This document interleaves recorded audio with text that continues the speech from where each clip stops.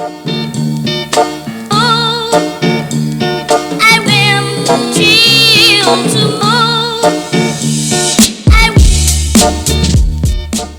à tous et bienvenue pour cette nouvelle session de Ludo Solo. Je suis Matt et sans plus attendre, je vous propose de poursuivre notre campagne de Midara avec aujourd'hui un épisode qui sera entièrement narratif puisque il y a quand même plusieurs événements qui vont se passer avant de poursuivre avec de l'action sur une zone de jeu. Et nous en étions donc précédemment arrivés à A Strange Pedestal, c'est-à-dire un étrange piédestal. Nightingale se fraya un chemin dans le couloir, en faisant attention à ne pas faire de bruit. Une paire de doubles portes massives bloquait le chemin, faites de bois si vieux qu'il ressemblait plus à de la pierre. Elle pouvait entendre des cris venant de l'intérieur. Heureusement que vous êtes brillant, ça aurait pu être difficile de vous trouver. Nightingale était certaine que c'était le voleur. Qui d'autre serait dans les cryptes? Elle regarda à travers les doubles portes entr'ouvertes en se penchant sur le côté pour ne pas alerter le voleur de sa présence. Nightingale se figea, regardant à travers les portes avec horreur. Elle perdit toute envie de crier en fixant l'abomination qui remplissait le centre de la pièce. Elle ressemblait à une tête de 30 pieds de haut, la peau pourrie et pâle. Des mèches de cheveux gras et emmêlés s'accrochaient à sa chair humide et des membres qui avaient poussé au hasard. La pièce était en grande partie vide, à l'exception d'un piédestal que le monstre semblait protéger. « J'ai le droit d'être sauvé !» Un homme lui tournait le dos, la séparant du monstre. Il avait l'air bien plus confiant qu'elle ne l'aurait été. « Vous ne pouvez pas m'arrêter !»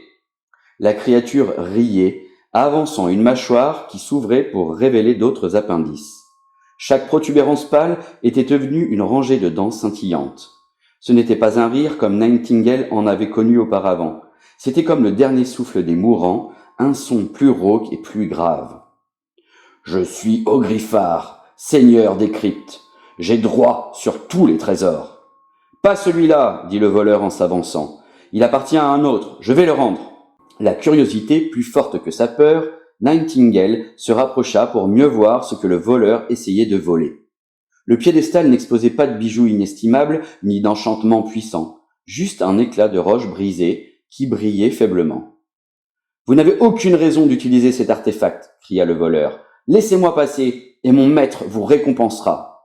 La créature, Ogriphar, fronça son sourcil obscène comme si elle considérait l'offre. Nightingale s'approcha, accroupie dans l'obscurité, tellement sombre qu'elle ne vit pas la pierre jusqu'à ce que sa chaussure la heurte, l'envoyant au centre de la pièce. Ogriphar se tourna légèrement, son œil unique et gigantesque se fixa sur elle. Son cœur se serra dans sa poitrine, tandis que l'amusement apparent du monstre se transformait en colère. « Lâche, tu ne pouvais pas m'affronter seul? Ce voleur vaut moins qu'un simple ver. » Il souleva un de ses membres massifs, le balançant vers le voleur. « Reculez !» Le cri de Nightingale arriva trop tard. Le sang jaillit dans l'air avec un gargouillement tandis que Ogriphar déchiqueta l'homme, l'étripant dans un jet de sang. Puis il tomba. « Non !» Avant de savoir ce qui se passait, elle courut vers le voleur tombé. « Éloignez-vous de lui !» Il n'y avait pas qu'elle. Elle entendit Rook et Zek charger dans le couloir et Rémi pas loin derrière. Le monstre esquivait leurs coups avec une facilité déconcertante. Leurs attaques glissaient sans effet comme de l'eau sur sa peau. Rook recula brusquement quand un doigt massif le frappa et lui fit jaillir l'air des poumons. Rémi et Zek étaient juste derrière. Chacun vola dans les airs sans ménagement. Nightingale chargea, bondissant avec son arme tendue. Ogriphar l'attrapa en plein vol, d'un mouvement brusque, et il la lança en arrière sans effort. Elle n'était que faiblement consciente d'avoir touché le sol. Son arme fut projetée hors de portée alors qu'elle glissait jusqu'à un obstacle. Derrière elle, le son d'un rire cruel résonnait dans la chambre. Nightingale ne resta pas sans bouger très longtemps. Elle sentit sa queue se contracter, ses membres se crispant un à un, alors qu'elle reprenait le contrôle. Des gargouillements saccadés étaient si proches qu'elle pouvait presque sentir leur chaleur. Nightingale combattit la douleur en s'asseyant. Le monde tournait toujours, mais il était assez clair pour voir ce qui se passait. Le monstrueux Ogriphar l'avait projeté vers le voleur blessé. Il y avait plus de sang que Nightingale n'en avait jamais vu. Il se répandait sur le sol autour du voleur, avec de la chair grise et filandreuse, dont elle réalisa qu'elle devait être ses entrailles. Le temps s'arrêta alors qu'elle essayait d'encaisser la scène. Elle rampa péniblement sur le sol, tentant d'atteindre le voleur. « J'arrive » grinça-t-elle, sa voix s'élevant en injure. Elle se fraya un chemin à travers la saleté, fouillant dans ses affaires d'une main tremblante. « Maudit êtes-vous, éloignez-vous de moi !» Il toussait, le sang coulait de ses lèvres alors qu'il la poussait. Nightingale l'ignora. L'homme était visiblement en état de choc, il ne savait pas ce qu'il disait, et il n'y avait aucune chance qu'elle l'écoute. « Je vais arrêter l'hémorragie, ou du moins essayer !» Elle chercha désespérément la source du sang qui s'accumulait dans la blessure. Elle appuyait, mais pas suffisamment pour faire autre chose que d'avoir ses mains recouvertes d'un sang rouge profond. La peau de l'homme était pâle, ses entrailles ouvertes et exposées. Chaque seconde apportait un nouveau jet de fluide, éclaboussant sa peau nue. « Partez, partez !» La respiration de l'homme se transforma en un bruit sourd. Il poussa sur une de ses jambes, mais le geste était aussi futile que sa tentative d'endiguer le sang. « Je vais vous aider » insista-t-elle à nouveau en se penchant plus près. Il y avait probablement de la magie de guérison pour une blessure aussi terrible. Une magie que quelqu'un qui avait vraiment gagné une place dans le demi-urge connaîtrait. « Maluma !» Le mot était sorti en un hoquet, des bulles se formaient à la bouche du voleur alors qu'il haletait. Il trembla une dernière fois, puis finit par s'immobiliser. Nightingale le regarda mourir, puis quelque chose commença à mousser et à bouillonner. Le corps n'était plus immobile, quelque chose de plus sombre que le sang coulait de son visage. Nightingale le repoussa, le sang lui couvrait encore les bras et s'infiltrait dans ses vêtements. Non, il ne coulait pas, il se frayait un chemin pour sortir. Il s'échappait de derrière les yeux, par les oreilles et par le trou béant de sa poitrine. La masse noire se solidifia au-dessus du cadavre. Il avait des dizaines d'yeux, tous différents par leur taille et leur forme. Ils semblaient se déplacer lentement, pointant directement vers les objets au lieu de pivoter pour leur faire face. Et bientôt, tous pointaient vers elle. Nightingale cria. Elle leva les bras en l'air, mais cela n'empêcha pas le bouillonnement. Il s'accrocha à son visage, comme le pseudopode malveillant d'une amibe. Un froid intense envahit sa peau à l'endroit où il la toucha, si froid qu'il brûlait. Son cri s'étouffa dans sa gorge, tandis que le monstre lui ouvrait grand les mâchoires, remplissant sa bouche. Le limon s'infiltrait dans ses yeux, et elle pouvait sentir la pression qu'il exerçait sur son crâne. La douleur était accablante. Elle hurlait de tout son être. L'obscurité envahissait sa vision et son esprit jusqu'à perdre conscience. Rook gémissait. Malgré la douleur qui rendait chaque mouvement difficile, il savait qu'il devait agir. Ogriffar était toujours là et il pourrait facilement le tuer. Il devait se lever. Il devait aider ses amis. Il se leva en grognant. Dans l'obscurité, son environnement semblait se brouiller, pourtant une forme se dessinait devant les autres. C'était Ogriffar qui se profilait dans les ombres. Bien pire, il tenait Nightingale en l'air par une de ses cornes. Rook ne pouvait pas parler, il cherchait plutôt son arme. Il n'osa rien faire de brusque, de peur de faire réagir le monstre et de le pousser à tuer son ami. Ogriffar tenait Nightingale tout près, entre deux doigts grotesques, l'inspectant de près. « Où es-tu allé ? Tu as acquis un nouvel hôte ? Peut-être essaies-tu de te cacher dans un autre corps ?» Il scrutait le visage de Nightingale de son œil massif, Rook tendu, se préparant à une vaine tentative d'attaque. Après quelques secondes, le monstre se remit à rire et Nightingale trembla vigoureusement devant lui. « Maudit imbécile !» cria Ogriffar. La voix était si forte que le sol semblait trembler. « Elle vient de me sauver du parasite !» On aurait presque dit que le monstre souriait. Rook n'avait pas le temps de penser rationnellement. Il chargea, levant son arme massive de ses deux mains. Ogriffar n'avait pas vu venir Rook, ni ne s'était retourné vers le bruit de ses pas. Rook frappa aussi fort qu'il le put, visant directement l'articulation d'un des doigts de la créature. La chair à moitié pourrie se détacha du corps, projetant une vase nauséabonde. Ogriffar rugit, de plus en plus fort. Nightingale atterrit lourdement au pied de Rook. Il ne ralentit pas du tout en la prenant dans ses bras, se dirigeant vers la plus petite porte de la pièce. « Suivez-moi » beugla Rook en faisant des gestes pour Zek et Rémi. Malgré leur récente raclée, les deux étaient debout et pas très loin derrière lui. Ils couraient pour sauver leur vie. Rook ne pouvait pas dire où il était. À chaque bifurcation et carrefour, il choisissait une direction au hasard, tant que le chemin semblait dégagé. Le sol tremblait derrière eux, et le terrible hurlement de Ogriffar résonnait toujours à ses oreilles. Rook courut jusqu'à ce que ses tripes commencent à lui faire mal, inconscient de tout, sauf du placement de ses pieds et de Nightingale dans ses bras. Le bruit de la poursuite s'estompa, jusqu'à un écho lointain, et ce n'est qu'alors qu'ils purent s'arrêter. Rook tomba à genoux, déposant Nightingale sur le sol devant lui. Zek fut le premier à parler.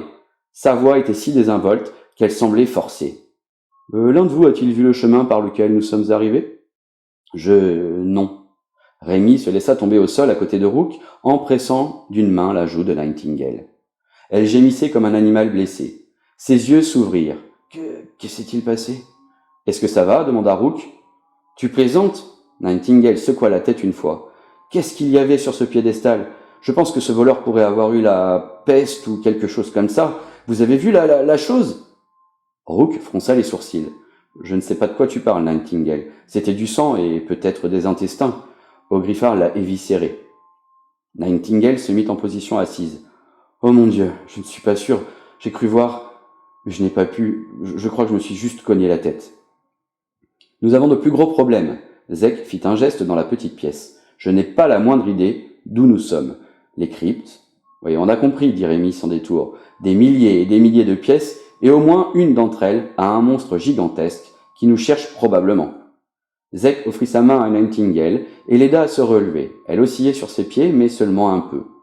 Tu as des idées judicieuses, Rook? Rook fit un signe de tête. J'ai une idée, mais vous devez être cool à ce sujet. Personne ne doit flipper. Personne ne flippe, répéta Nightingale, sa voix tendue et tremblante. Es-tu sérieux, Rook? Nous venons de rencontrer une sorte de dieu des cryptes. Je ne suis pas sûr que tu puisses nous faire peur. On ne sait jamais. Rook se leva, retirant l'amulette qui pendait autour de son cou. Suri? Il ne l'avait pas dit aussi fort qu'il l'avait pensé, appelant à travers l'étrange amulette en se concentrant avec toute sa volonté. À travers cet artefact se trouvait un endroit interdit, maintenant à portée de main. Oui, Rook. La voix en réponse vint presque instantanément. Tu as l'air contrarié. Je le suis, dit Rook à l'espace vide tout autour d'eux. Peux-tu te matérialiser ici? La réponse vint avec un petit reproche. Il y en a 3 autres avec toi. Je croyais t'avoir dit que mon espèce était interdite dans ton monde. Nous serions tous les deux en grand danger si ton espèce apprenait notre amitié. Rook jeta un coup d'œil à chacun de ses amis successivement, chacun d'entre eux étant si malmenés qu'ils étaient à peine conscients. Je leur fais confiance, Suri. Nous avons besoin de ton aide. Comme tu veux. La lumière de l'amulette, d'un magenta repoussant l'obscurité, se mit à briller. Rook était maintenant engourdi, mais il pouvait au moins ressentir un peu de satisfaction à la vue de l'étonnement sur le visage de ses amis. Cette lumière se solidifia, verdâtre et humanoïde, avec un corps d'énergie rayonnant qui se brouillait sur les contours. Ses cheveux étaient d'un bleu électrique et ondulaient dans un vent qu'il ne pouvait pas sentir. Waouh! Le briquet de Zek tomba au sol en un léger bruit sourd. Salut! Suri ne reposait sur rien, elle n'était pas à plus de quelques mètres de Rook. L'amulette continuait de briller, signe de leur connexion. Vous tous, voici Suri. C'est très important que vous ne parliez d'elle à personne.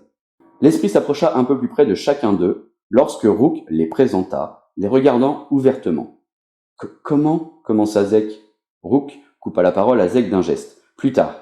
Il se retourna, fixant ses yeux sur l'esprit lumineux. Suri, nous sommes perdus ici. Peux-tu nous aider à trouver la sortie? Suri disparut. Est-ce qu'elle vient de nous quitter? Demanda Rémi, nerveuse. C'est beaucoup de spectacle pour quelqu'un qui ne veut pas nous aider. Rook secoua la tête. L'amulette brille toujours, elle s'est juste éloignée. Avant qu'il puisse s'expliquer, Suri réapparut dans un éclair de lumière. J'ai trouvé le chemin!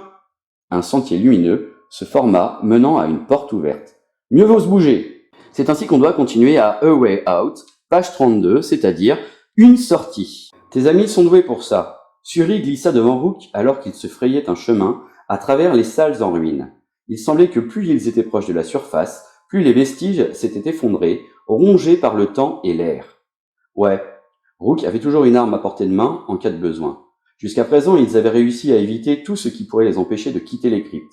En fait, ils n'avaient rien vu de plus dangereux que de la vermine de temps en temps. Il semblait que les créatures communes de la crypte supérieure avaient appris à se tenir à l'écart, probablement à cause de la présence d'Ogriffard. Merci pour les indications. Nous devrons apporter une carte la prochaine fois, dit Rémi.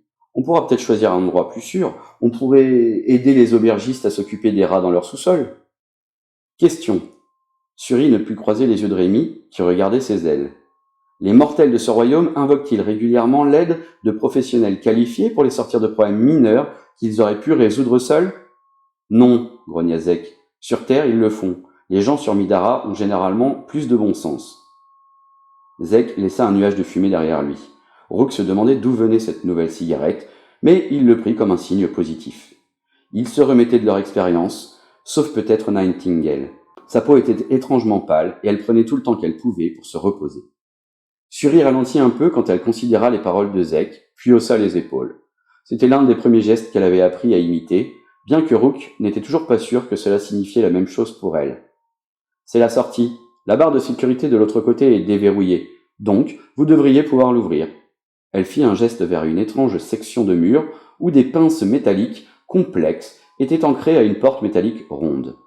Il y avait eu des mots écrits ici autrefois, mais Rook ne pouvait plus les déchiffrer.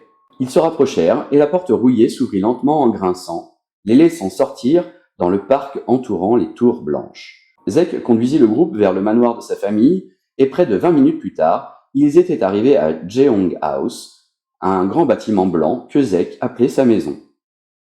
Et on va pouvoir poursuivre ici page 40 à A Dark Passenger, c'est-à-dire un passager sombre. Nightingale s'effondra sur le sol, pressant son visage contre lui pendant quelques secondes. Elle était assez certaine qu'elle n'avait jamais été aussi heureuse de sa vie d'être loin de l'aventure. On a réussi, Dieu merci. Elle poussa un soupir d'épuisement. Derrière elle, la voix de Suri était à peine un murmure. Quel est cet endroit? Je sens des sorts actifs sur les pierres. Zek verrouilla la porte derrière eux en un clic retentissant. Ma famille nous héberge ici pendant que nous sommes à l'institut. On m'a dit que c'était déjà construit dans les fondations du rocher quand cette terre a été revendiquée. Il est censé avoir des enchantements pour nous garder en sécurité. Je crois que c'est le cas. Suri passa doucement devant Nightingale, regardant encore chacun des amis de Rook. C'était très agréable de tous vous rencontrer. S'il vous plaît, ne divulguez rien de notre aventure de ce soir où nous allons probablement tous mourir violemment. Au revoir. Il y eut un léger bruit et un flash de lumière violette. L'amulette de Rook cessa de briller. Désolé pour ça, Suri est un peu insensible à la courtoisie. Rook donna un coup de main à Nightingale. Est-ce que ça va? Ouais. Nightingale prit la main offerte et se leva. C'était plus qu'une légère fatigue pour son corps, mais elle réussit à ne pas chanceler. Je pense que j'ai juste besoin de repos. Nous devrions d'abord aller visiter le château, dit Rook inquiet. Ton père a d'excellents médecins. Après ce qui s'est passé... Il ne s'est rien passé, s'écria Nightingale, sa queue claquant derrière elle. Vraiment? Tu n'as pas dit que tu avais vu quelque chose sortir du voleur? Rook regardait de Rémi à Zek. Et est-ce que l'un de vous a vu ça? Non. Zek baissa les yeux, fronçant les sourcils. Après que cette chose m'a frappé, ma mémoire s'embrouille un peu. Rémi acquiesça. Mais saleté d'elle était dans le passage. Je ne me suis pas relevé avant de l'avoir entendu crier. Nightingale se souvenait de la forme informe qui avait jailli vers elle après qu'elle ait essayé de sauver le voleur. Elle frissonnait, jetant un regard sur l'état de sa robe. Elle était marron et couverte de terre et de sang séché. Elle essaya de chasser l'image de son esprit. Cette chose, elle s'appelait Ogriffard, n'est-ce pas? Il a dû me frapper en premier, c'est tout. Elle a secoué la tête. Et si on ne rejoignait pas mon père pour ce soir? C'est à cause de lui que je suis allé dans les cryptes. Rook soupira. Je ne sais pas où nous pourrions aller autrement. Bah, tu pourrais dormir ici. Zek fit un geste vers le salon avec une cigarette. On a tout ce manoir et tout. Autant utiliser quelques pièces supplémentaires. Toi aussi, Rémi. Il est trop tard pour faire le voyage de retour à l'Institut maintenant. Parfait. Nightingale fit un signe de tête, forçant son enthousiasme. L'heure suivante passa de façon floue pour Nightingale. Elle s'éloigna d'abord pour laver tout le sang et revêtir des vêtements propres. Après cela, elle mangea un peu de reste de soupe, pendant que Zek préparait quelques chambres libres pour chacun d'entre eux. Nightingale rêva des cryptes blanches où le sol s'étendait dans une obscurité sans fin et où une monstruosité extraterrestre, faite de membres se tortillant, gardait quelque chose qu'elle voulait. Ogriffard était là, ses proportions encore plus hideuses que dans son souvenir. Les ombres de ses membres difformes se tortillaient et tous s'efforçaient de l'atteindre. Nightingale se regardait essayer en vain de sauver le voleur. Elle le voyait mourir sous ses yeux. Quelque chose d'encore pire que l'effrayant Ogriffard se déversait du cadavre et s'accrochait à son visage. À son corps, une masse hideuse composée d'yeux tournoyants, de bouche et de dents. Elle finit par se voir s'effondrer, accablée par l'agonie dont elle se souvenait. Les yeux de son moi en rêve s'ouvrirent, la regardant fixement. Il y avait quelque chose de sombre derrière eux, une intelligence maléfique étrangère. Nightingale se réveilla brusquement, se redressant dans le gigantesque lit à baldaquin. La lumière matinale de l'aube entrait par une fenêtre, remplissant la pièce de son éclat terne. Quelque chose toucha son épaule, bloquant la lumière. Nightingale se redressa brusquement, s'extirpant hors du lit et atterrissant violemment sur le sol. Elle sauta une seconde plus tard dans le lit, haletante, son arme à la main. Il n'y avait rien. Nightingale prit une profonde inspiration pour se calmer. Elle posa finalement son arme, puis descendit les escaliers. La cuisine était occupée, mais pas par les domestiques ou le personnel. Au lieu de cela, elle était très surprise de voir Rémi, Rook et Zek qui attendaient déjà. « Salut Night !» Zek leva une spatule en guise de faux salut. « Tu te sens mieux ?»« Ouais, » mentit Nightingale en regardant le désordre. Il y avait des œufs et de la farine partout, ainsi que d'autres taches qu'elle pouvait difficilement identifier. « Est-ce que quelque chose a explosé ?»« Oui, » répondit Zek. « Non, » répondirent Rémi et Rook exactement au même moment, tous les deux l'air déconcertés. Rook fixa Rémi une fois avant de continuer. Nous n'étions pas d'accord sur le fait que l'animisme puisse être utilisé pour faire une omelette. Rémi essuya une trace de bave sur son visage avec un chiffon, puis le jeta sur le comptoir à côté d'elle. Il s'avère que c'était pas une bonne idée. Zek sortit une omelette fraîche et complètement inanimée d'une casserole et la déposa sur un plat de service. Après ce qui s'est passé hier, nous n'allions pas te réveiller avant que tout soit prêt. C'est l'explosion qui t'a réveillé ? Non. Elle aida à mettre la table, puis tous les quatre s'assirent pour manger. Ce n'est qu'après avoir mangé sa portion et les restes de tous les autres que Nightingale réalisa à quel point elle avait faim. Alors qu'il finissait, quelqu'un frappa à la porte et Zek se leva pour s'en occuper. Il revint un moment plus tard avec une tête familière juste derrière lui. « Koufou !» Nightingale se leva en un instant, débordant d'énergie. Elle se pencha pour un câlin amical. « Qu'est-ce que tu fais ici ?» Koufou se défit de son étreinte. « Ton père m'a envoyé. On a besoin de vous d'urgence au château. » Il les regarda tous. « Zek, tu as été convoqué toi aussi. » Zek et Nightingale échangèrent un regard inquiet. Koufou ignora leur échange. « Tu es le nouveau chevalier, n'est-ce pas ?» Koufou dut lever un peu la tête pour croiser les yeux de Rook. « Toi aussi. »« Oh, vous êtes vraiment foutus, dit Rémi. Je parie qu'ils ont découvert ce qui s'est passé la nuit dernière. » Koufou se retourna, faisant face à Rémi avec une confusion évidente. « Que veux-tu dire ? Qu'est-ce qui s'est passé ?» Rémi détourna le regard, une de ses ailes s'agitant. « Peu importe, je ne suis pas noble et je ne suis pas le chevalier de Nightingale. Je suis sûr que votre famille ne voudra pas de moi là-bas. » Nightingale fonça vers elle. « Je m'en fiche, tu peux venir aussi. Au diable ce que veut Balthazar. »« D'accord. » Il était difficile de dire si Rémi avait l'air nerveuse ou soulagée. « Ce n'est pas comme si j'avais un autre endroit où aller, maintenant que nous avons été diplômés et tout. Plus tôt nous partirons, mieux ce sera. » Koufou jeta un coup d'œil au couloir d'où il venait. Le roi Balthazar n'a pas dit de quoi il s'agissait. Il a seulement dit que je devais venir aussi vite que possible.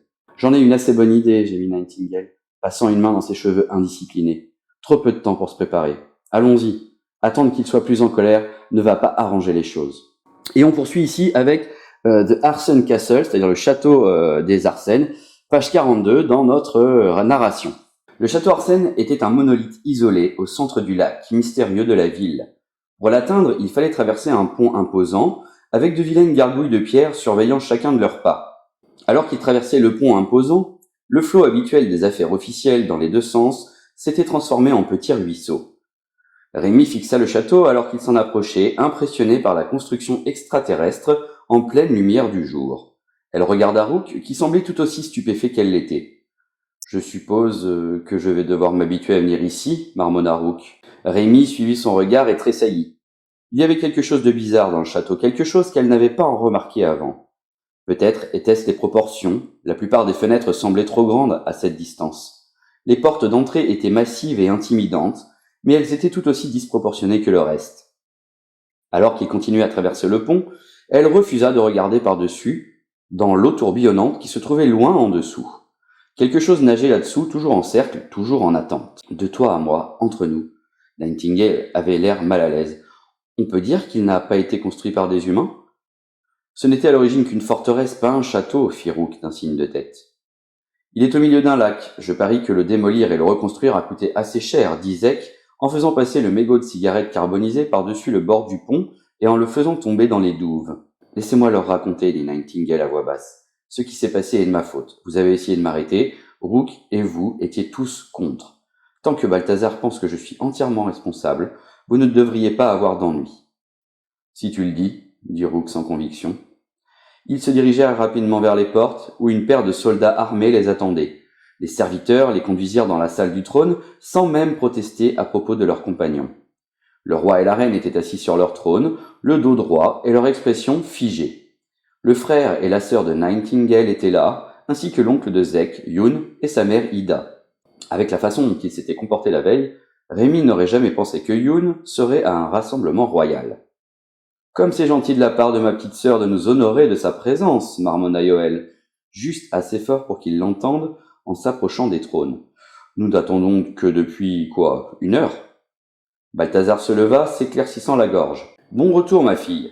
Il fit un signe de tête respectueux à Zek. « Je suis soulagé que tu sois venu aussi. Cette nouvelle concerne ta famille aussi bien que la nôtre. » Le roi semblait à peine voir Rook, mais au moins il n'y avait pas de reproche dans le regard de Balthazar. Pour Rémi, il n'y avait qu'hésitation et un peu d'agacement sur son visage. Nightingale semblait l'avoir remarqué aussi, car elle se tenait en arrière, posant un bras sur l'épaule de Rémi. Rémi pouvait sentir le corps tendu de Nightingale sous le regard de son père. Balthazar sembla vouloir dire quelque chose sur la présence de Rémi, puis il soupira et se rassit. Il reste peu de temps, souverain et gardien d'Elenia. Kezia et moi devrions déjà être en route. Nous ne pouvons pas perdre de temps avec les formalités auxquelles nous sommes tenus. Votre chasse mémoriale, je ne pourrai jamais rater ce jour, répondit Ida d'une voix tendue. Balthazar s'inclina. J'apporterai le plus glorieux trophée en la mémoire de l'eau, lady Ida. Elle soupira. Je suis sûr qu'il en serait flatté. Malheureusement, la chasse de cette année tombe au mauvais moment. Balthazar continua en faisant un léger geste vers sa femme. La reine était aussi confiante que Balthazar, sa voix était claire et forte dans la salle du trône presque vide. Vous êtes tous conscients de la tension croissante entre Elenia et notre plus proche voisin, l'empire de Brahma. Pas vraiment, interrompit Nightingale. Je sais qu'il nous déteste depuis la fondation d'Elenia, mais je ne sais pas pourquoi. Ou pourquoi ça semble toujours s'aggraver. Kezia se tourna vers Nightingale. Les détails prendraient du temps que nous n'avons pas pour les expliquer. Il suffit de dire que Brahma a toujours revendiqué Elenia comme son territoire, mais ne l'a jamais utilisé. Quand nous avons déclaré notre indépendance, ils ne nous ont pas reconnus comme un État. Yoël poursuivit en restant assis. Brahma est considérablement plus grand et plus puissant qu'Elenia. Les meilleurs renseignements que nous avons suggèrent que leurs soldats sont 10 fois plus nombreux que les nôtres. Ils ont aussi leur propre version du demi-urge, une cabale de sorciers et de mercenaires appelés les sombres diacres. Les rites d'initiation seuls vous laisseraient des cicatrices. Ça suffit, le coupa Kezia. L'émissaire de paix arrivera dans le mois, Yoël conduira les négociations et tentera d'apaiser les tensions naissantes avant que la situation n'empire. Yoël? La voix d'Ida Géong était devenue grave, ses bras étaient croisés. Ne prenez pas cela comme une insulte envers votre fils, mais Yoël est incapable de gérer des sujets aussi délicats. C'est une tête brûlée. Kezia la regardait fixement de côté. J'ai confiance dans les capacités de mon fils. Son travail de délégation de la paix à Ferrage a été remarquable. Vous voulez parler du travail de Shaylis à Ferrage, dit Ida en jetant un coup d'œil de côté vers la sœur de Nightingale. Shaylis se leva. Yoël et Nalia ont prouvé qu'ils étaient plus que capables d'être diplomates. Sans eux, je serais peut-être sur la potence à Ferrage en ce moment. En parlant de Nalia, où est-elle? Ida tapota nerveusement ses doigts sur la chaise où elle était assise. Ma femme est partie à Ferrage. La famille Wulfric a demandé sa présence pour une formalité. Nous avons accepté, dit Yoël calmement. Ida se détendit un peu. Kezia, c'est toi qui devrais être l'émissaire de paix. Tu pourrais vendre à un roi son propre château. Qu'est-ce que tu as à faire de plus important? Je dois aller dans l'ouest, dit Kezia sans embâge. Elle ne donna aucune explication. Les amis de Rémi avaient l'air aussi confus qu'elle. Rémi regarda entre les deux nobles dames, essayant de comprendre la conversation silencieuse qui avait eu lieu entre elles. Nous n'avons pas de grands espoirs pour les négociations, dit Kezia. Brahma sait qu'il nous surpasse. Nous craignons qu'il soit venu nous imposer des conditions que nous ne pouvons pas accepter. Je n'assisterai pas aux négociations, car je vais rendre visite à nos alliés les plus proches pour obtenir de l'aide militaire contre l'invasion que nous pensons inévitable. Kezia retournera chez ses parents dans le Grand Ouest. La famille Lucero nous aidera si le pire devait se produire, dit Balthazar. J'attends que le reste de ma famille soit présent quand la délégation brahmanique arrivera. Balthazar se retourna, jetant un coup d'œil sur le petit groupe de chaises où la famille Géong était rassemblée. Et autant que possible des vôtres, lady Ida. Mon fils a à cœur le meilleur pour Elenia, mais il lui manque la sagesse qui vient de l'expérience. Balthazar se leva à nouveau, posant une main sur la poignée de l'épée à sa taille. Si Yoël est tué, la succession passera à Shaylis, puis à toi, Nightingale. Faites que cela n'arrive jamais. Pourquoi suis-je ici? Demanda Nightingale. En général, nous gardons nos affaires privées, répondit Balthazar. Mais tu as obtenu ton diplôme, tu fais partie de la famille maintenant. Tu croyais que la politique, c'était de collecter des impôts et d'assister à des bals? Nous nous sommes battus pour notre royaume, et nous nous battrons pour le garder. Nightingale regardait la file de soldats suivis de près par ses parents lorsqu'ils quittèrent la pièce. Quelques minutes plus tard, il regardait depuis un balcon le départ du roi Balthazar dans une calèche extravagante. Zek fumait de nouveau, bien qu'il semblait un peu mal à l'aise. Parfois, je me demande si le fait de passer par l'avancement nous a fait perdre la tête à tous. Personne ne s'en rend compte car nous sommes tous aussi fous. Il détourna le regard. L'eau était mon père, mais si c'était moi, je mettrais quand même la chasse au mémorial en attente, s'il semblait que mon royaume allait être envahi, non? Ça doit être une chasse importante, marmonna Rook. Je ne vais pas supposer qu'ils ne savent pas ce qu'ils font. Je suppose qu'il y a autre chose. Je me fiche des choses infâmes que mon père fait pendant sa chasse minable. Je ne veux pas penser à la politique, ni à la guerre, ni à rien de tout ça. Nous devons être plus positifs. Nightingale fit signe vers la voiture qui repartait. Zek leva un sourcil. Plus positif? Du genre si tout le monde meurt et que tu deviens reine? Quoi? Nightingale mit une main sur sa hanche. Non, idiot, je veux dire que mon père est parti. Elle était encore pâle, mais son énergie naturelle semblait revenir. On a eu notre diplôme hier, on est des citoyens. Il y a tout un monde plein d'aventures dehors, et le seul qui pourrait nous arrêter vient de partir dans cette calèche. Zek hocha la tête. Je voulais vraiment découvrir Elenia. À quoi bon pouvoir quitter l'institut si l'on passe tout notre temps à la maison? Ma famille m'a laissé un peu d'argent comme cadeau de fin d'études. Moi aussi. Nightingale semblait être de plus en plus excité par la proposition. Je parie que si on le mettait en commun, on pourrait en avoir assez pour de nouveaux équipements pour nous tous. Nightingale et Zek sortirent deux petites bourses et commencèrent à compter combien d'argent ils possédaient. Nous nous arrêtons un instant dans cette narration du château Arsène pour obtenir une récompense. Notre groupe va gagner un certain nombre d'argent qui sera fonction du nombre de points d'expérience qu'ils ont gagné jusque-là en incluant ceux qu'ils ont déjà dépensés. Donc ici, pour 4 points d'expérience, on gagne 100 d'argent, 5 c'est 70, 6 c'est 40, et pour 7 points d'expérience, c'est 10. Et donc si on regarde ici, chacun de nos personnages possède 5 points d'expérience, et nous avons aussi obtenu pour chacun de nos personnages une discipline de niveau 1, c'est-à-dire 3 XP, donc nous avons gagné 5 points d'expérience. Donc ici, nous sommes à 7 ou plus, et on gagne simplement et uniquement 10 de gold, 10 d'or. Donc on va passer de 225 à 235 de gold. Voilà, c'est noté. Et on peut donc poursuivre la narration. L'enthousiasme de Nightingale était contagieux. Même l'esprit de Rook commença à y réfléchir. Elle semblait plutôt déterminée à se mettre régulièrement en danger. Un nouvel équipement pourrait être seulement ce dont il avait besoin pour être un meilleur chevalier. Ça pourrait être amusant, accepta Rook.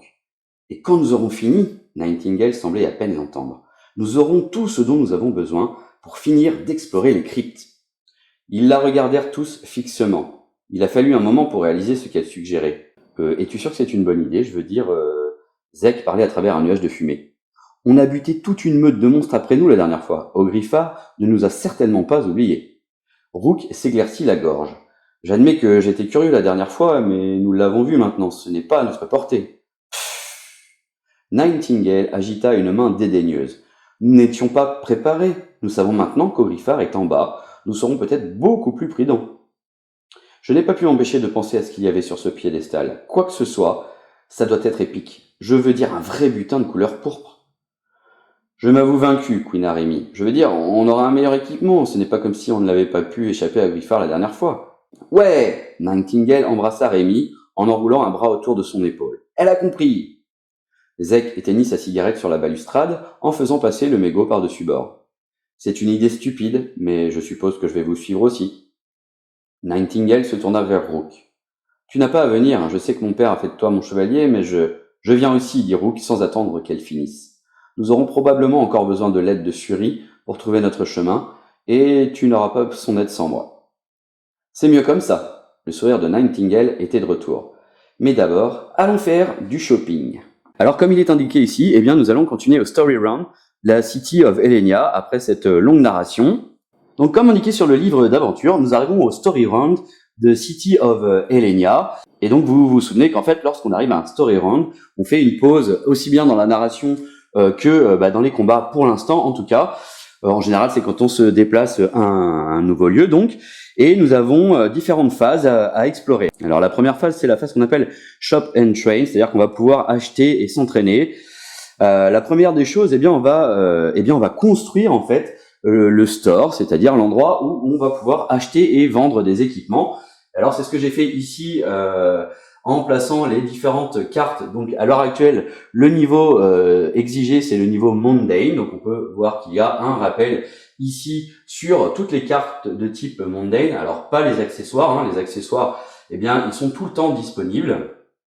Sinon on a les corps, les armures, les armes, les consommables et les reliques, enfin tout ce qu'on connaît déjà. Donc ça c'est bien indiqué ici, tous les objets de type Mundane sont disponibles. Et puis nous avons ensuite toutes les améliorations pour les objets de classe Mundane qui seront disponibles, mais ce sont des améliorations que nous devons avoir débloquées. Or ici, à l'heure actuelle, on se rend compte que je n'ai débloqué aucune amélioration. Pour cela, il va falloir que je les loot entre guillemets, que je récupère des matériaux spéciaux à partir en provenance des monstres que je tue. Donc ce n'est pas le cas.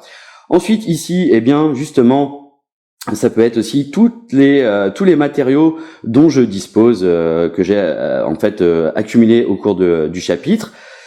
Et enfin, nous avons accès à un objet unique du niveau indiqué. Alors ici, eh bien, c'est le niveau Mundane. Donc tout de suite, on va prendre les cartes de type Mundane et unique que nous avons de disponibles, et puis nous allons les mélanger et on va en tirer une au hasard qu'on va rajouter donc à ce store. Et cette carte sera disponible à l'achat jusqu'au prochain story round en fait. Et si on ne l'achète pas, eh bien, elle disparaît entre guillemets. Donc voilà, et c'est une carte donc qui est censée être un peu plus puissante. Donc voilà, j'ai fini de mélanger, je coupe une dernière fois, je prends celle du dessous et j'obtiens une Mundane Unique Weapon, une arme unique de type Mundane. Alors quelle est-elle? Eh bien il s'agit de Sword of Dominion, donc elle coûte 40, elle attaque avec un dé blanc, épée courte et light. Donc déjà là-dessus on est vraiment pas mal. Quand on l'épuise, on peut se déplacer d'un espace en diagonale. Ou alors, en combo avec Sword, eh bien, on peut relancer un dé de combat, et quand elle est en finesse, elle obtient un dé orange, donc ça c'est intéressant. Et enfin, quand vous quand vous tuez un ennemi pendant votre tour, un allié, donc vous compris, peut se soigner de 3. Ok, ouais, très intéressant, elle coûte 40. Ok, donc je la rends ici disponible dans mon store, et je pense que oui, ça va vraiment m'intéresser. Surtout pour Zek en fait. Hein. Alors on va voir combien on a d'argent déjà. Ici on a 235 d'argent. Ok, bon on va faire les comptes. Très bien, c'est la première étape. Dans cette étape, vous pouvez aussi interagir, enfin les personnages, vos aventuriers peuvent se donner des objets et réagencer leurs objets comme ils veulent. Donc c'est ce qu'on va faire tout de suite, puisque je vais ici utiliser la relique que Zek a gagnée. Donc les flèches, les flèches de vrai vol, True Flight Arrows, et je vais la donner évidemment à Rémi. Alors qu'est-ce qu'elle nous indique? Cette carte, on dit que quand elle fait une attaque, eh bien elle a +1 en range. Par contre, elle ne peut avoir qu'une seule carte avec le mot clé arrow, donc flèche, équipée. Et lorsqu'on l'épuise, eh bien l'ennemi qui est visé, en tout cas la figurine qui est visée, ne peut pas dodger.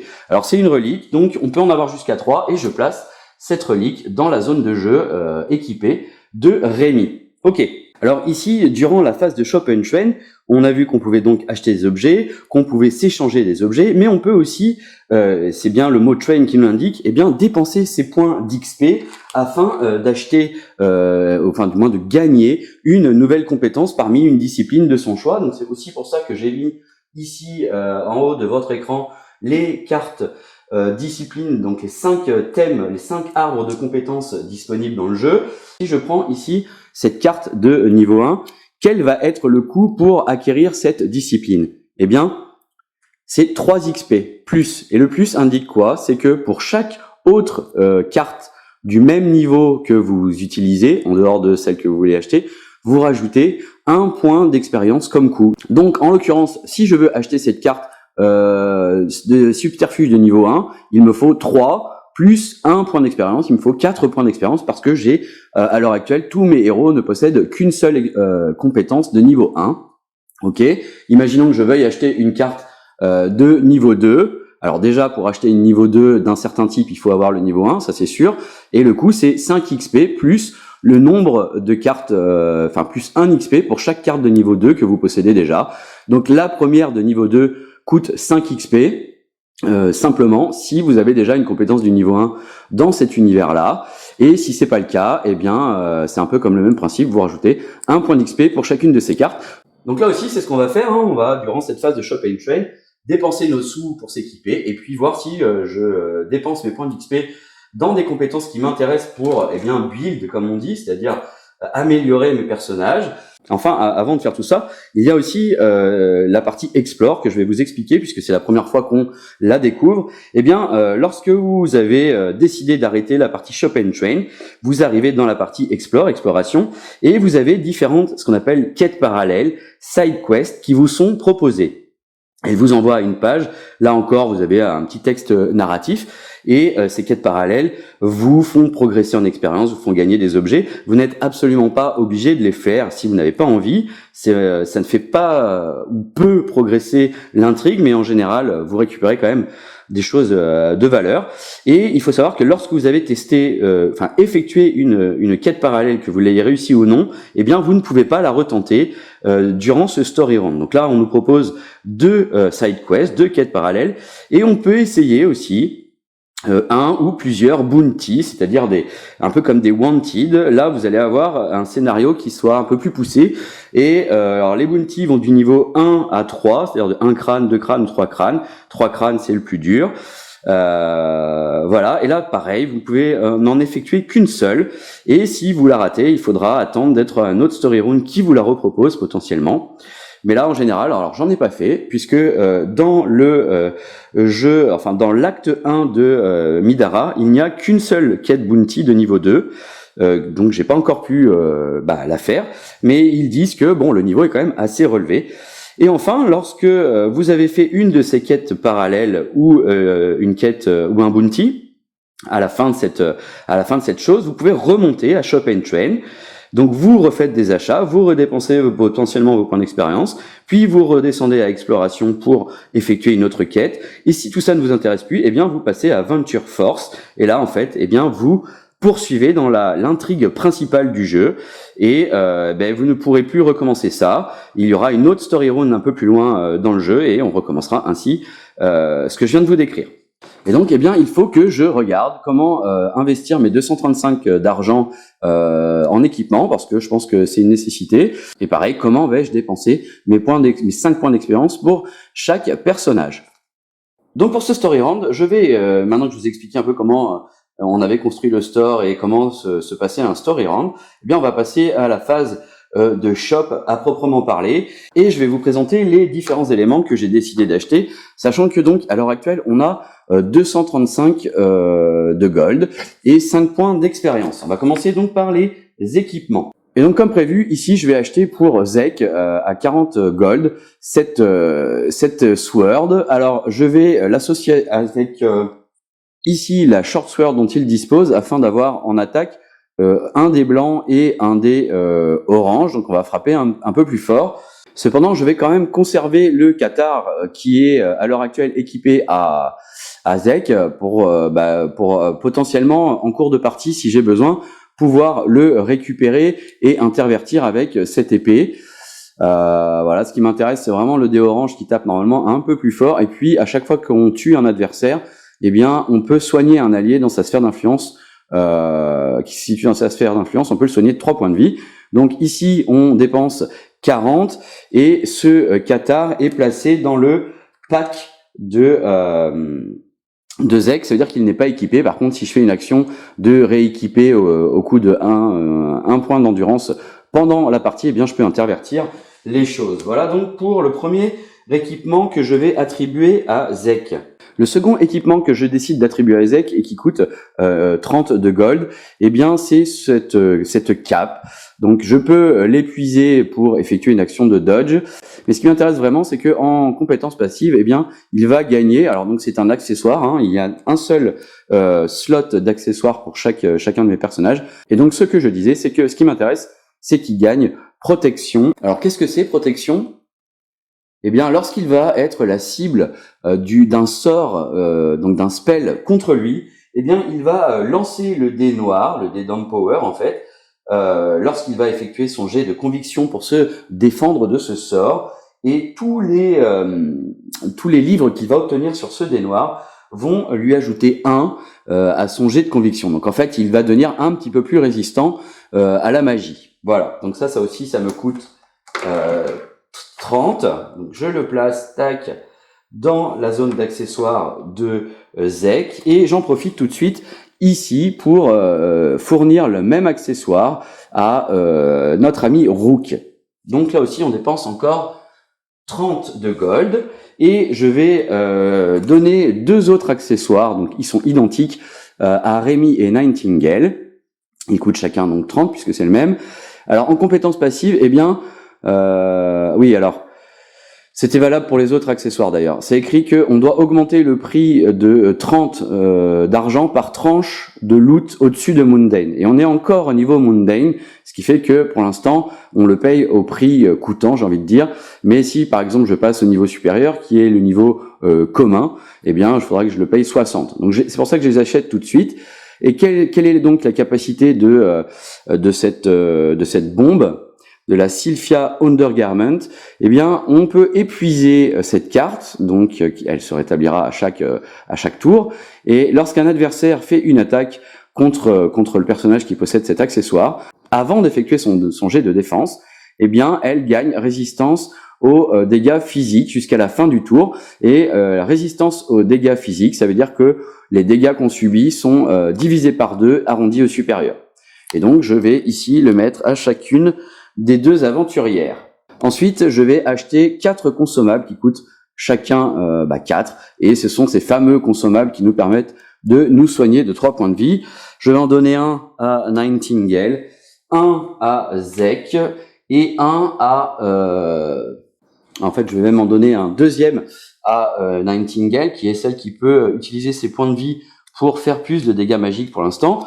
Donc, elle en récupère 2 et elle met dans son pack une 4e carte consommable. Et ici, nous avons les cartes de Rémi. Et Rémi, elle va mettre aussi le MF Fortitude, c'est-à-dire ce qui lui permet de gagner 1 point de stamina dans son pack. Et en revanche, elle va garder aussi de quoi se soigner dans ses 3 consommables. Et je le donne pas à Rook qui peut porter 4 consommables, mais Rook il a déjà il en a déjà 3 plus ça, donc il est blindé. Rook, il peut rien porter de plus en consommable. Et donc le prix total de ce que je viens de vous montrer, c'est 172 gold. Donc qu'est-ce qu'on va faire? Eh bien on va diminuer ici notre total d'argent de 235 à 63. Il nous reste 63 pièces d'or pour la suite des événements. Alors, on n'est plus à la page 34, je peux l'enlever, ok. Et maintenant, eh bien, on va voir ce que j'ai choisi de donner à mes personnages au niveau des disciplines. Alors, je vais choisir 2 disciplines Sanctus de niveau 1, toutes les 2. Donc ça veut dire quoi? Ça veut dire que je vais les payer 3 plus 1 parce que je ne possède qu'une seule carte de niveau 1 à l'heure actuelle sur tous mes aventuriers. Donc ça va me coûter 4 points d'expérience. Et eh bien la première va être pour Zek. Zek va utiliser Magic Armor. Ça me coûte 1 point d'endurance. Quand on l'épuise, un allié qui est dans sa sphère d'influence gagne barrière. Alors je vous rappelle que barrière ici, c'est on gagne 1 point d'armure en compétence passive. Et on réduit le coût de cette discipline de 1 point d'endurance quand on ne l'applique pas à soi-même. Voilà, donc ça, il va en fait donner à lui-même et aux autres de l'armure. Voilà donc pour Zek. Ici, je vais mettre aussi une compétence Sanctus de niveau 1 qui me coûte 4 points d'expérience et je vais la donner cette fois à notre ami Rook. Pourquoi? Parce que c'est un sort qui nous indique qu'on va infliger des dégâts magiques égaux à 2 fois la valeur totale de son armure, si le sort passe. Et en fait, à l'heure actuelle, eh bien, c'est Rook qui a le plus d'armure. Il a 3 d'armure grâce à un bouclier puis sa cuirasse. Si en plus je lui rajoute la barrière, l'effet barrière comme Zek peut le faire maintenant, eh bien on va passer à 4. Donc ça fait quand même 2 fois 4, 8 dégâts magiques. On sait que les dégâts magiques ne sont pas arrêtés par les armures ennemies. Ok, ça c'est la première chose donc. Et ensuite on peut, grâce à la compétence passive de courage Stifle, eh bien il peut utiliser un dé de combat qui est écrit sur un équipement de type shield ou blunt et l'utiliser pour upgrader sa valeur de casting. À l'heure actuelle, lui aussi, Rook, il a juste un dé violet pour utiliser des pouvoirs magiques, des spells, sauf que grâce à ça, il va pouvoir utiliser le dé blanc de son shield, voilà, que voici. Il va pouvoir utiliser ce dé blanc qui est inscrit ici. Pourquoi? Alors, il pourrait, de base, il utiliserait le violet, ok, mais ici, il a le combo mêlée qui est actif, donc il utilise un dé blanc, ce bouclier, et bah, il va pouvoir upgrader son dé de violet à blanc, donc normalement, ce sort a un peu plus de chances d'être puissant. Voilà donc pour Rook et Zek. Donc on dépense pour Zek 4 points d'expérience, il lui en reste 1. Pareil pour Rook, on dépense 4 points d'expérience, il lui en reste 1. Et de l'autre côté, pour les deux aventurières, là aussi j'ai fait un tir groupé dans la discipline assemblage. Alors, il y en a une de niveau 2, donc on sait que la seule qui va pouvoir la prendre, ben, c'est Rémi, puisque c'est la seule qui possède déjà un niveau d'assemblage au niveau 1. Et l'autre, je vais le donner donc à Nightingale. Alors, on va commencer par la première, Euthanasia pour Nightingale. Elle va elle va invoquer un sort de puissance 6. Ok. Si elle parvient à faire passer son sort, elle va infliger Wilt. Et voilà à quoi correspond Wilt. Eh bien, c'est un effet qui fait que la figurine qui possède cet effet négatif sur elle, quand elle se fait attaquer, on ajoute à chaque fois 2 dégâts irréductibles et on ignore les résistances. Donc résistance, je sais pas moi, résistance physique, résistance au poison, etc. Mais c'est pas tout, parce que si la cible avait déjà le jeton Wilt, eh bien on inflige Condemn. Et Condemn, c'est quoi? C'est lors de la phase de statut, la figurine qui possède cet effet négatif doit lancer le dé noir, et si elle obtient le crâne, eh bien elle est défaite, ok. Et enfin, si la cible avait déjà les deux, on lance le dé noir, et là aussi, si on obtient le crâne, en fait c'est un peu le même effet, eh bien la cible est détruite. Alors, c'est plus pour l'effet wild, hein, je compte pas trop sur une chance sur 6 de tuer la cible de ce sort, bon ça peut arriver, mais c'est surtout pour l'effet wild. Et ainsi Nightingale aura déjà un niveau 1 d'assemblage parce qu'il y en a des niveaux supérieurs qui m'intéressent pour elle. Voilà, donc je place ça chez Nightingale. Là, Nightingale va donc passer de 5 points d'expérience à un seul point d'expérience, ça lui coûte 4 XP, ok. Enfin, le dernier effet que j'ai choisi, et cette fois je vais le donner à Rémi, donc, me coûte l'intégralité de ces points d'expérience, hein, donc 5, parce que le coût c'est 5 plus le nombre de cartes du même niveau que l'on possède déjà, donc elle avait aucun niveau 2 pour l'instant, donc ça lui coûte bien que 5 points d'expérience. Donc la compétence passive de Conduit Summoning, c'est-à-dire eh bien l'invocation de conduit, c'est que déjà, premièrement, lorsqu'un ennemi est tué dans sa sphère d'influence, elle peut gagner sa carte conduit. Donc voilà à quoi ressemble une carte conduit que va pouvoir gagner Rémi grâce à cette carte, si d'aventure une Waterloa venait à mourir dans sa sphère d'influence. À quoi ça sert? Eh bien, la deuxième partie de la carte nous l'indique, c'est que pour un point d'endurance, n'importe quand, donc c'est pas forcément pendant son tour d'ailleurs, Rémi va pouvoir se transférer en tant que Waterloa. Donc en gros, on va remplacer la figurine de Rémi sur le plateau et on va la transformer en Waterloa. Et donc du coup, Rémi va acquérir les capacités d'un Waterloa ou d'une Waterloa, donc ses capacités passives. Ici, elle va pouvoir dépenser ses points d'endurance cette fois dans ces actions-là et non plus dans celles qu'il y a sur sa fiche de personnage. Elle va avoir ici différentes valeurs et les astérisques indiquent que les valeurs à utiliser, c'est celles qu'elle possède sur sa fiche de personnage. Par exemple, ici, elle a 6 de mouvement, mais si Rémi a 15 points de vie et qu'elle se transforme, qu'elle se conduit dans le corps d'un Waterloa, eh bien, il aura 15 points de vie. Et donc, elle peut tout autant être défaite en tant que Waterloa que Rémi maintenant. Et d'ailleurs, à tout moment, pour un autre point d'endurance, elle peut reprendre sa forme d'aventurière. Voilà, donc, quelle est la nouvelle compétence pour Rémi? Alors, à titre informatif, il y a d'autres, il y a un Gévaudan, les Capsicles, évidemment. Bref, vous allez pouvoir trouver dans le jeu plusieurs formes plusieurs conduits de formes différentes. Et en revanche, par contre, ce niveau 2 fait que Rémi ne possède plus aucun point d'expérience, elle a tout dépensé. Voilà, donc on a terminé la partie Shop and Train, en tout cas pour ce que j'avais envie de faire. On a terminé cette partie-là et on va pouvoir passer à la phase d'exploration, la phase Explore, et on va faire ce qui nous est conseillé, c'est-à-dire qu'on va commencer par une quête parallèle qui s'appelle Loa Problems, donc les problèmes de Loa. Et pour ce faire, on va donc se rendre à la page 48 et on va pouvoir ainsi débuter notre première quête parallèle, mais ça sera pour un prochain épisode. Je vous remercie d'avoir regardé et je vous dis à bientôt.